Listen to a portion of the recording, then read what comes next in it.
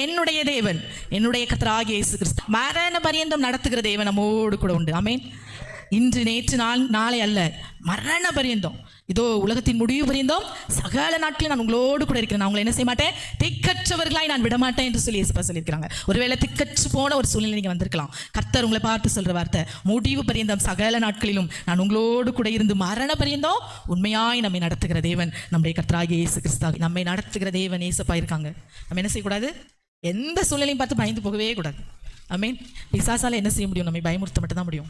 ஆனால் கர்த்தர் என்ன செய்வார், நமக்காக யுத்தம் பண்ணுகிற தேவன். நீங்கள் சும்மா இருப்பீர்களா, என்ன செய்வேன், யுத்தம் பண்ணுவேன் என்று சொல்லி சத்துருக்களோடு, பிசாசோடு, வறுமையோடு, கடன் பாரத்தோடு ஒருவேளை நீங்கள் இருக்கீங்கன்னா அந்த சத்துருவோடு கூட கர்த்தர் என்ன செய்வார், இன்றைக்கு யுத்தம் செய்வார். ஆகவே அதெல்லாம் குறித்து பயப்படாதீங்க. ஒருவேளை அந்த நான் சொன்ன காரியத்தெல்லாம் குறித்து பயந்து போய் வந்திருந்தீங்கன்னா இப்போ நீங்கள் பயம் இல்லை, பயம் இல்லை, பயம் இல்லையே.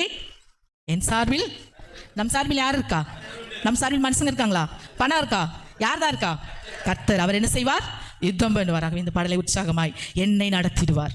விசுவாசம் சொல்லலாம், அவ்வளவுதான், இல்லை என்னை நடத்துவார். விசுவாசத்தோடு இந்த பாடலை பாடுங்க. கர்த்தர் உங்களை நடத்துகிற தேவன், நிச்சயமாய் அவர் நம்மை நடத்துவார். சிங்க கிருபிக்கு நம்மை தப்புவிப்பார், அக்கினி சூளைக்கு நம்மை தப்புவிப்பார்.